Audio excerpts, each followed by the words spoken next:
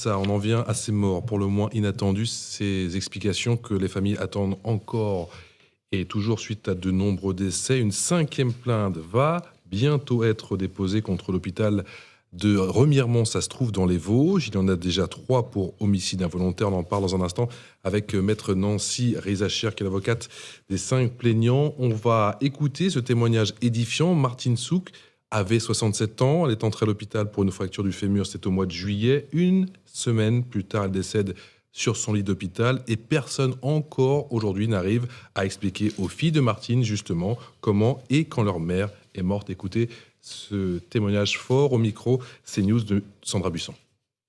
On s'est rendu compte qu'en fait il y avait une incohérence entre ce qui avait été dit le matin même du décès, à savoir elle s'est plaint du dos à 6 heures et on lui a fait un électrocardiogramme qui n'a rien révélé. Cet électrocardiogramme-là n'a jamais été réalisé à 6 heures comme il nous l'avait dit, mais il a été réalisé à 2h30 dans la nuit. On avait vu aussi que finalement à 4 heures du matin, une infirmière est repassée, que ma maman cette fois ne se plaignait plus du dos mais du thorax, donc la douleur était diffuse, était montée au thorax, mais que pour autant rien n'a été fait de plus. L'infirmière a noté avoir. On a cette intime conviction que il y a quelque chose qui n'a pas été fait.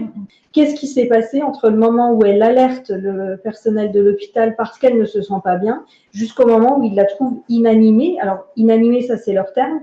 Peut-être que c'était déjà trop tard, on ne sait pas, parce qu'on ne sait pas réellement l'heure du décès. Bonsoir maître Nancy Rizacher, vous êtes l'avocate des 5 plaignants. Que motive justement ces plaintes pour homicide involontaire? Ces plaintes, elles sont générées par le témoignage des familles, des victimes, puisque le trait commun à toutes ces plaintes, c'est que on a des décès inexpliqués, des décès qui ont été brutaux. Dans la prise en charge à l'hôpital de Remiremont, il y a eu des dégradations massives de l'état de santé de ces patientes qui sont décédées, encore une fois, dans un délai très court, alors qu'elles étaient hospitalisées pour des pathologies qui étaient curables. En fait, dans les dossiers, ce qu'on relève, ce sont des incohérences, des zones de flou, des examens à des heures qui ne correspondent pas, des heures de la mort qui ne correspondent pas, et pas que de quelques minutes, des symptômes qui sont décrits mais qui ne sont pas explorés, qui ne sont pas pris en considération, des examens qui sont prescrits mais qui ne sont pas faits, enfin une sorte de manque de rigueur à un moment donné qui fait que plus qu'un manque de rigueur, on va vers des dysfonctionnements vraiment importants et des manquements. C'est pour ça que cela tombe sous, enfin à mon sens, sous la qualification d'homicide involontaire, puisque effectivement ces patientes n'auraient pas dû décéder. En tout état de cause, on n'a pas l'historique de l'évolution de la prise en charge et pour nous il y a des manquements. Maître, bientôt 5 plaintes, dont 4 pour homicide involontaire. Qui sont ces victimes? Ces victimes sont toutes des femmes. Pour les plaintes donc pour homicide involontaire, des femmes entre 51 ans et 78 ans. Des femmes, donc ça s'étale entre 2018 et 2022. Et ce sont des personnes qui avaient été hospitalisées au départ, soit pour des fractures du fémur, qui avait été opérée et l'opération s'était parfaitement bien passée. Elle devait soit sortir, soit aller en centre de convalescence, ou des pancréatites. Il y a 2 pancréatites aiguës encore, mais on n'est pas sûr du diagnostic, puisque ce qu'il faut comprendre aujourd'hui dans cette problématique, c'est qu'au-delà des moyens qui manquent à l'hôpital en matériel et en humain, au-delà du manque de transparence qu'on regrette et que l'hôpital a reconnu dans la communication et dans la prise en charge des questions, en tout cas des familles, il y a véritablement, à notre sens, dans le dossier, des éléments troublants qui font qu'on ne peut comprendre la prise en charge. On s'aperçoit qu'il y a véritablement des discordances et des éléments qui, encore une fois, sont trop nébuleux pour qu'on ne puisse demander à la justice de faire la vérité. Parce que c'est ça, on veut juste savoir. Vous avez entendu le témoignage des filles de Madame Souk. Elles ne seraient jamais allées me voir ou déposer plainte si elles avaient eu des réponses Mais les réponses, non seulement elles n'ont pas été données, mais elles ne sont pas connues, puisque les éléments du dossier, des dossiers qu'on a pu récupérer, nous plongent encore dans des questions encore plus importantes, puisque rien n'est cohérent. Dernière question, Maître Rizacher. Est-ce qu'il y a d'autres dossiers qui arrivent en ce moment sur votre table ?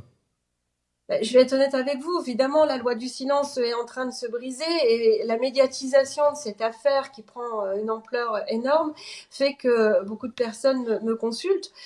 Donc j'ai reçu encore 2 autres familles, j'en reçois encore une demain, mais bien évidemment, il faut faire du cas par cas, étudier chaque dossier et je pense que d'autres personnes vont poursuivre également, mais ça c'est un choix qui leur appartient puisque vous savez, on ne va pas voir un avocat de gaieté de cœur et on ne fait pas ce genre de procédure à la légère.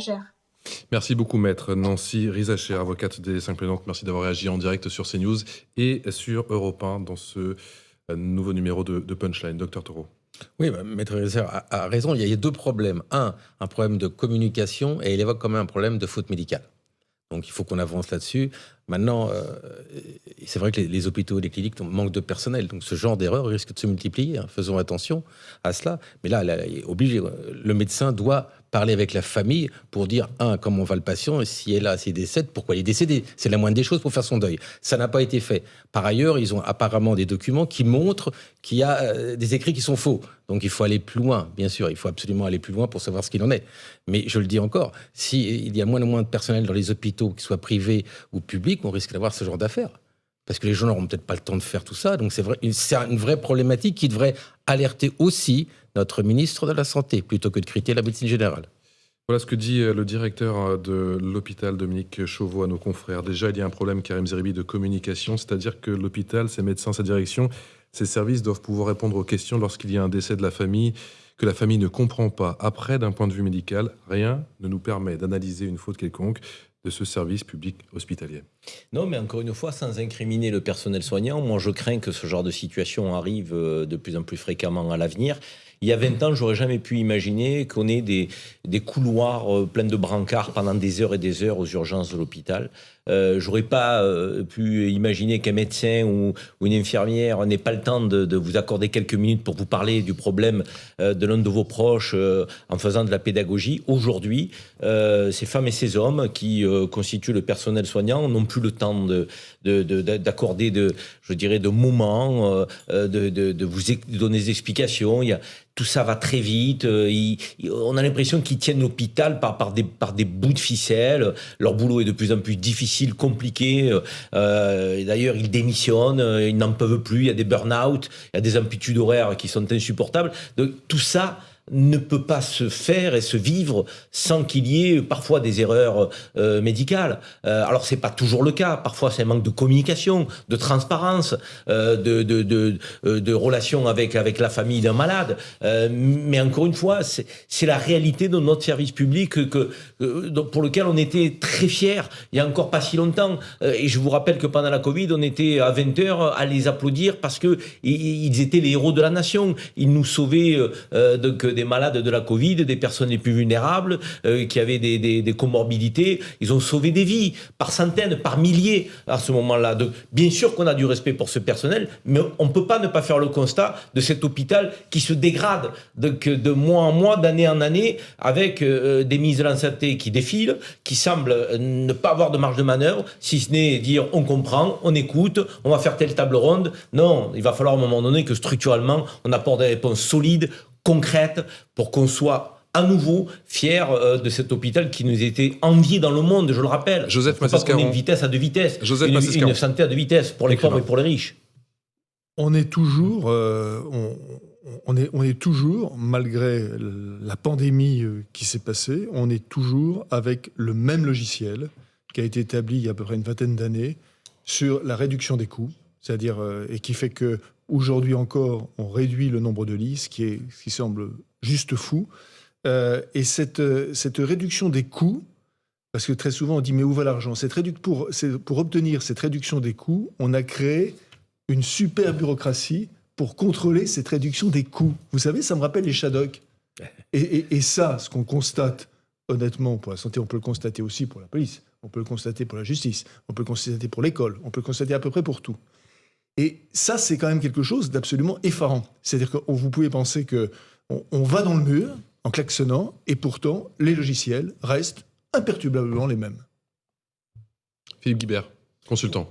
Oui, cette affaire de plainte, dépôt de plainte pour 4 décès au moins, appelle d'autres réponses qu'une simple déclaration du directeur d'hôpital disant on a peut-être eu un problème de communication, mais sur le plan médical... Ça, c'est juste chez nos confrères, hein. On attend encore le communiqué. Hein. On attend encore le communiqué. De toute façon, ça réclamera beaucoup mieux qu'un simple communiqué. Il est bien évident que dès lors que des dépôts de plainte s'accumulent, avec des suspicions quand même de faute médicale, il est bien évident que ça demande une réponse de l'institution au niveau de l'hôpital et puis peut-être au niveau du ministère qui aille tout de même bien au-delà de ça. Après, quelles sont les causes de cette éventuelle, je préfère rester prudent, les causes de cette éventuelle faute médicale? Est-ce que ça a une relation ou pas avec la situation de l'hôpital dont tout le monde sait qu'elle se dégrade?